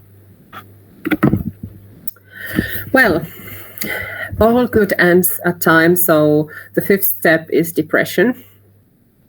As you remember, the second wave started during the autumn. In August, we were still happy. There were a few business travelers and so on. There was not yet the mask recommendation. We had time to make some annual cleanings. Each room was cleaned very properly from roof to floor. So on. There was not yet layoff for employees. They had their summer holidays and so on. It was also a bit like holiday. There was no rush anywhere, and clients come and go sometime. Still in September, there were quite good amount of business travelers. And that time it was said that yes, everybody will be vaccinated in December. So we were counting that, okay, good summer gave and good money that we can survive until the vaccinations come. And in January, everything is already very good. But the vaccinations didn't come. There was not such recovery in business traveling, especially in the knowledge-based business traveling. So only business travelers were like plumbers and engineers who really need to go to maintain something. But all those who work with computer didn't travel at all. And I think those are big part of the business travelers. Borders were still basically closed. No leisure travelers. Because the summer was good, we thought that autumn holidays, for example, would be positive for us. Well, basically nobody was here for autumn holiday. I think they had a cabin in Lapland, but not here in Joensuu. We continued with reduced service hours, only night shift, not the morning shift. And somehow, when the January was really bad, it was even worse than the previous January when we had just started. So it was really really bad. Christmas was okay. We were half full for a week or two, but could have been better. No Russians at all. And then realizing in January that there is still many months to go to summer and still no vaccinations, still no even idea when the borders would be open and so on. And that was really mentally tiring times. So I think end of January, we again thought that should we just close down because there's no light in the tunnel. Well, again, somewhere the fight came. I think it was end of February or so on when the sun started to shine again. We noticed that, okay, we have survived until now. Let's still try. Summer might come earlier this year. Last year it started June, maybe earlier this year. Because we had that Business Finland COVID Recovery Development Fund. Well, that's meant for development, so we need to buy the service to get the fund. It's different from that governmental support for companies, which is support for direct costs, but we are not allowed to get that because we don't have decrease in our turnover because where you compare the previous turnover, we didn't start it yet. So when you compare to zero, then you get zero. So even though we have been, the tourist sector has been suffering a lot, we haven't got a single euro from the government to replace that. So that has been maybe one of the biggest challenges during the way. We have been trying to lobby, for example, to parliament members to change the kustannustuki 3, how do you say it in English? I don't know, expense support from government number 3, that there could be different criteria for getting the support, but no, it's when you compare to zero, nothing. But anyway, we decided to develop our activities. We developed the health security, made a health security plan, and have made a lot of small activities here which make the health security better. For example, we wash the dishes at least with 60 degrees and so on. In the beginning, we assisted each client to their room, but nowadays we don't, and so on. That like promoting our health security. Also, we have put effort on marketing in many channels that have been done in the beginning, but even more and more social media, display, advertisement, Google optimization, even some magazines, some complementary visibility, like Folke West was interviewing us for his TV show in Alpha TV. All kind of very active. When you are active, then you are noticed, and then you get also free chances to be presented. And we set up new sales channels. So in the beginning, we had just the own booking engine in our website and the booking.com. But nowadays, we can be booked, for example, from Airbnb, Hotels.com, some GDS, which means that when a company uses a travel agency, the travel agency systems can find us and so on. And also some networks. For example, we set a joint sales agreement with Easy Homes, which is an apartment hotel chain in southern Finland, and they sell us, we sell them. So like cooperation, being like a private owned chain. So try to get new channels for sales.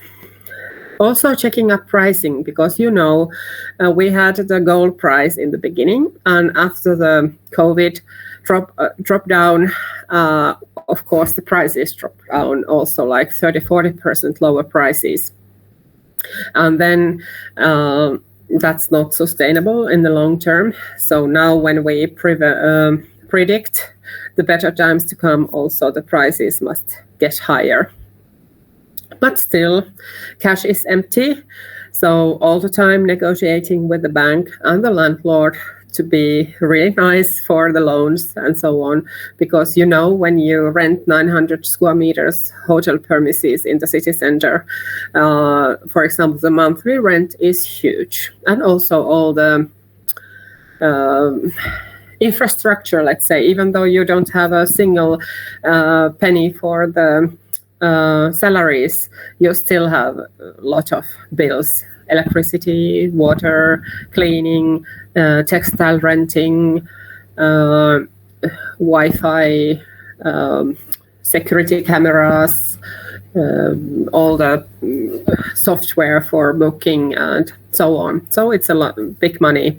So that's why this regression has been really bad for companies having big premises like hotels. Well, number 7, new rise. Let's say this is the situation today.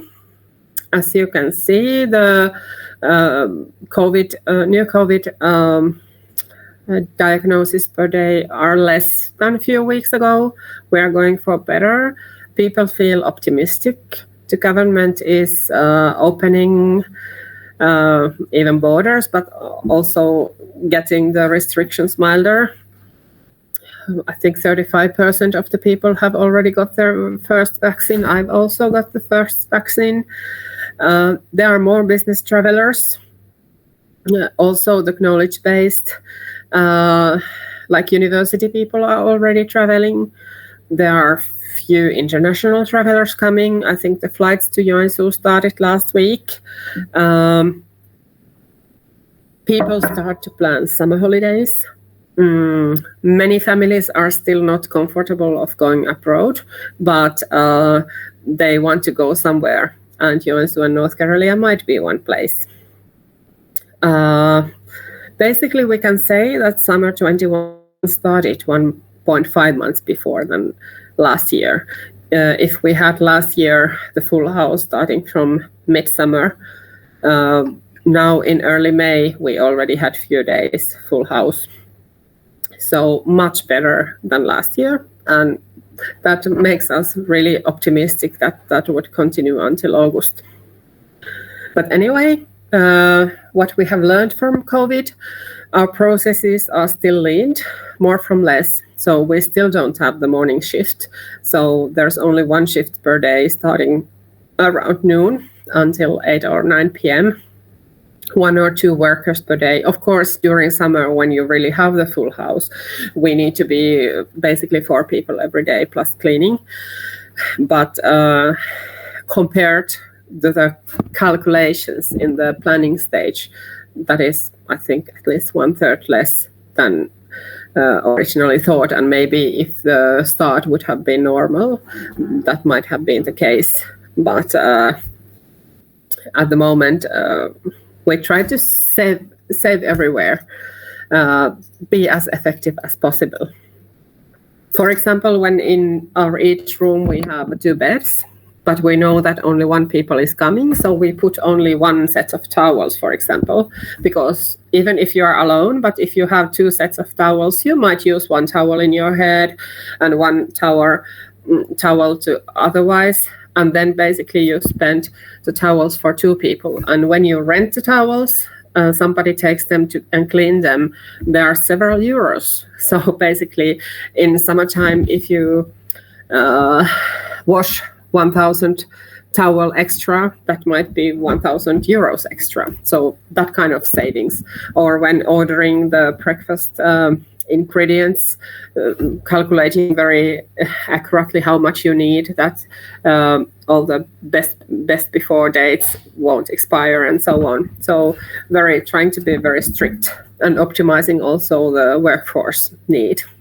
So not many summer jobs offered even this year either. And also one decision, both for safety and both for efficiency, has been that no buffet breakfast yet. So nobody needs to be here 5:30 a.m., but we can come around noon, or of course cleaning starts at 9 a.m. We have the phone call service 24/7, so of course clients can reach us whenever, but here at reception we are basically from 9 to 9 in the summertime. What about the future? Still uncertain. I really can't say if we are here next year or 5 years. How long the rise lasts? Is there a third wave already in the summer, which would mean that nobody travels in July? Or would it be really nice until August, but then September, October are closed? Anyway, summer tourists won't be here after the school semester starts. Last year it was exactly 9th of August when the next week nobody came. Will there be any groups this year? Will there be any events organized this year? Ilosarirak was already cancelled. Will there be any small or bigger conferences? Joensuu is a university city, so in normal year there are dozens of conferences and international guests. And last year, nothing. What about the knowledge-based business travelers? Do they stay in distance work forever? Let's say if you traveled before twice per month, maybe in the future once in 2 months. When personally, me too, in my earlier career, I was traveling basically 80 days per year. So in the future, has traveled 80 days, maybe travels only 20 days. So nobody knows. Because the fact is that even though you have 3 good months, but if you have 9 bad months, so that's not sustainable. The minus in the cash is very huge. And as said before, no external support for the real costs are not available for us. So basically, our concept has been proven to be good. So we are really happy that we managed to open before the COVID, because if the COVID had came before we opened, we might have never opened. The bankruptcy would have come before the opening. Our grades are really good. We are absolutely the best hotel in Joensuu. The reviews are top class. So we are happy that the dream we had in our mind has come true. So the clients really feel and experience the Karelian hospitality, what we wanted to create. Our stress tolerance has raised a lot. So in the beginning, the mood was high and low and very low. Now, basically, you can get a lot and still no stress. You can still live your normal life. Okay, we know what is the worst case scenario. We know what is the best case scenario, and we have accepted that the worst case scenario is still doable.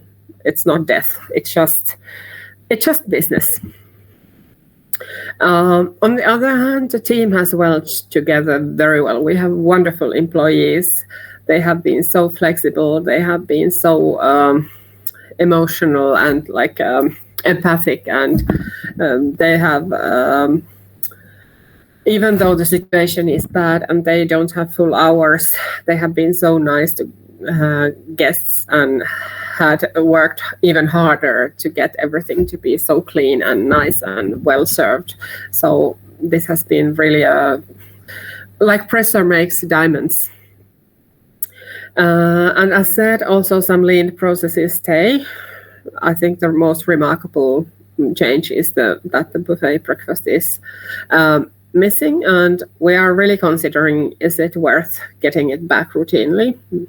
Because of course, if there is a group who wants to have the breakfast buffet or even dinner or something, we can make that, but on special cases. But daily basis, we don't know yet. And as said, the high standards of cleanliness and health security will stay. I don't know how long we will wear our masks. You never know, but we have used to do it already. So, as a conclusion, we are optimistic but realistic for the future, and I must say that this 15 months has been a roller coaster of entrepreneurship, and I don't want similar roller coaster to anybody, but I'm sure that when we have gone through successfully, and if we survive here, we will be very hard to beat in the future. So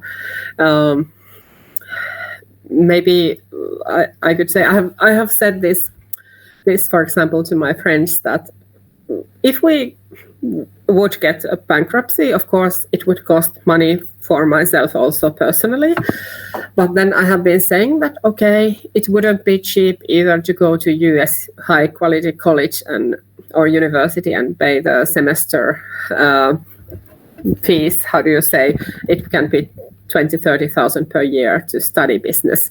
So I think I have got all the that experience and learnings what you could study business university. I think I've learned it here. So basically that's all I want to say. So thank you for listening, and if you have any questions, please feel free. Thank you so much, Helena.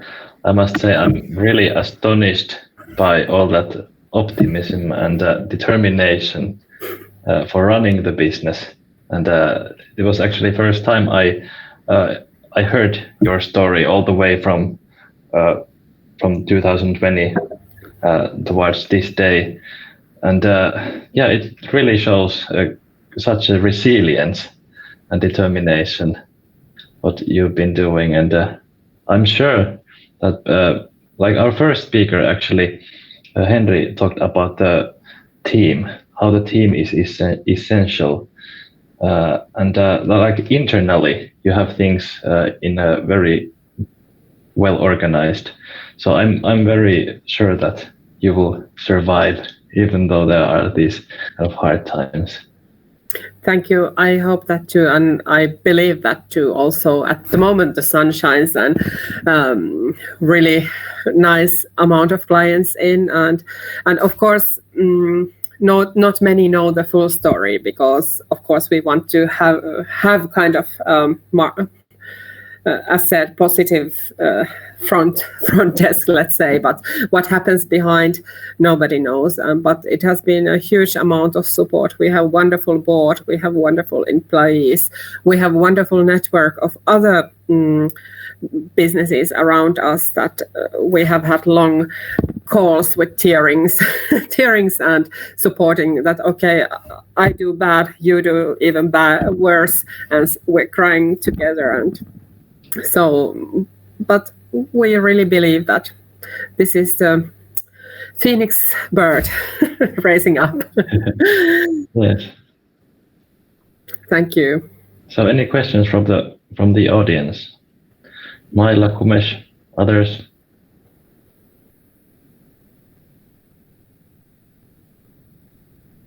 It's been a long day, and it's a pity that I couldn't listen to the earlier presenters, but yes, I was really working hard. Yep, fortunately we have the recording. We have been recording the event, so I think that we definitely want to take advantage of it and share the event in afterwards. Perfect. Great, thank you for this possibility. Thank you very much, and for being here this late evening. Yeah, now still checking some more issues here and closing the doors and going to home, meet my first class son before he goes to sleep. Okay, so we will let you go, and thank you so much, Helena. Thank you. Have a nice evening. You too. All right, so before ending the event, I would like to thank you, all the participants, speakers, and the team that made the event happen. And also remember to follow our channels, so Joensuu ES, Joensuu Entrepreneurship Society, in Facebook and Instagram to get the latest updates about what we do. And by the way, we have an upcoming spring meeting, which will be held right after a week. So there you can join our active members, for instance. The event will be hosted in Spark on Thursday, 27th May at 6 p.m. So it's in the Science Park at the Spark. And you can sign up for me or anybody else from the board to join the spring meeting. There's also opportunity to join online. So okie dokie. Thanks everybody, and have a great evening. Bye.